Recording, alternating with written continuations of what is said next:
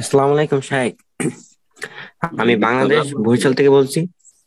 জি। আমার প্রশ্ন হইলো যে আমরা যখন সাক্ষাৎ করি কারোর সাথে, তো সাক্ষাতের শেষে আমরা বলি আপনি ভালো থাকুন, ঠিক আছে? এইটা কি শিরক হবে? একজন শায়েক বলছে এটা শিরক হবে, এখন আপনি বলেন শায়েক। জাযাকাল্লাহ খাইর। আপনি ভালো থাকুন সাক্ষাৎ হলো অথবা বিদায়ের সময়, বিদায়ের সময় সাধারণত বলে আপনি ভালো থাকুন। তো এটা শিরক হবে একজন শায়েখ বলেছে না ভুল বলেছে? এই শিরক এত ডাল ভাত নয় যে কথায় কথায় শিরক, কথায় কথায় শিরক। কোন একটা ভুল করলে দিলেন শিরক বলে ওইটাকে। এই যে চরমপন্থা, এটি কিন্তু বাড়াবাড়ি।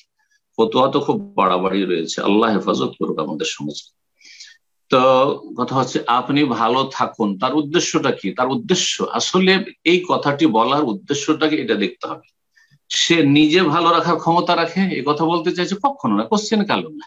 যেই ব্যক্তি বলছে, একটা অমুসলিমও যদি বলে আপনি ভালো থাকুন, তার মানে এই নয় যে আমি আপনাকে ভালো রাখতে পারবো, বরং উদ্দেশ্য হচ্ছে আপনাকে আল্লাহ যেন ভালো রাখে। আপনি ভালো থাকুন মানে আমার মনের আকাঙ্ক্ষা যে আপনি ভালো, আমি চাই অন্তর থেকে যে আপনি ভালো থাকুন, আর আল্লাহর কাছে চাই যে আপনি ভালো থাকুন, তাহলে জায়েজ আছে। প্রতিটি কথা একটা ব্যাখ্যা করতে হবে। তো এই ব্যাখ্যা যদি হয় তাহলে কোনো আপত্তি নেই। আল্লাহ আপনাকে ভালো রাখেন, হ্যাঁ আপনি ভালো থাকেন, আপনাকে আল্লাহ ভালো রাখুন, অথবা আপনি ভালো থাকুন, কাছাকাছি অর্থ। অর্থ যদি ঠিকভাবে করা যেত ঠিকই আছে। কিন্তু ওর চাইতে এতটুকু বলা যেতে পারে যে ওর চাইতে ভালো যে আল্লাহর নাম নিয়ে আল্লাহ আপনাকে হেফাজতে রাখেন, আল্লাহ আপনাকে সুখে রাখেন, আল্লাহ আপনাকে ভালো রাখেন, আল্লাহর নাম নিলেন, এটা বেশি ভালো। বেশি ভালো, এতে কোনো সন্দেহ নাই। কিন্তু একটি বাক্য যেটার ভালো অর্থ করা যেতে পারে সেটাকে আপনি দিলেন শিরিক করে। আরে বেদাত বলাও তো ঠিক না, বাড়াবাড়ি কেন এত? আল্লাহ বুঝার তৌফিক দান করুন। জি। আসসালামু আলাইকুম। ওয়ালাইকুম আসসালাম রহমতুল্লাহ। আমি রাকিবুল ইসলাম বলছি, কেরালা থেকে। আমার জন্য দোয়া বলেন। করবেন সাহেব। আল্লাহ আমার ভালো প্রশ্ন করুন। হচ্ছে আমার প্রশ্ন হচ্ছে, আমরা জমি কট বন্ধক নিই, জমি বন্ধক হুম। নিয়ে কাটান দিই না। জমির কাটান না দিলে সেটা হয়ে যায় সুদ বা হারাম। হাদিস বলছে যে শরীর হারাম দিয়ে গঠিত, সে শরীর জান্নাতে যাবে না। এই ক্ষেত্রে আমাদের করণীয় কি? সুদ হারাম। আর জমি বন্ধক রেখে একজন লোককে টাকা ধার দিলেন, সেজন্য তার জমি বন্ধক রাখলেন আর তার ফসল খেতে থাকলেন। যতদিন পর্যন্ত টাকা দিতে পারলো না ততদিন ফসল ফ্রি ফ্রি খেতে থাকলেন আপনি।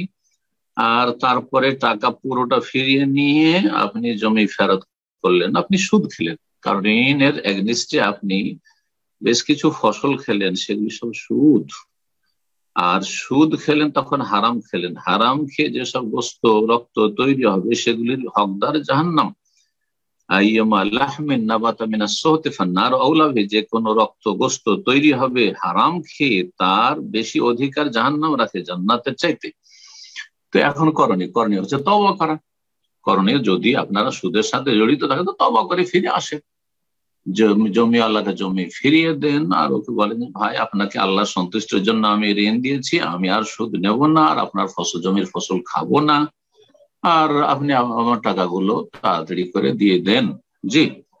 আর এইভাবে আপনি ফসল খেতে থাকবেন। আর বলবেন যে করণীয় কি? করণীয় তো আপনি নিজেই বুঝতে পারছেন। করণীয় হচ্ছে ফিরে আসেন, তওবা করেন। করণীয় হচ্ছে আপনি অপরাধ থেকে অন্যায় থেকে ফিরে আসবেন, এটা হচ্ছে করণীয়। আল্লাহ মুসলিম জাতিকে হেদায়েত দান করুক, এবং যারা এরকম হারাম খাচ্ছে তাদেরকে আখেরাত সম্পর্কে চিন্তাশীল হওয়ার তৌফিক দান করুন আল্লাহ রাব্বুল আলামিন। জি।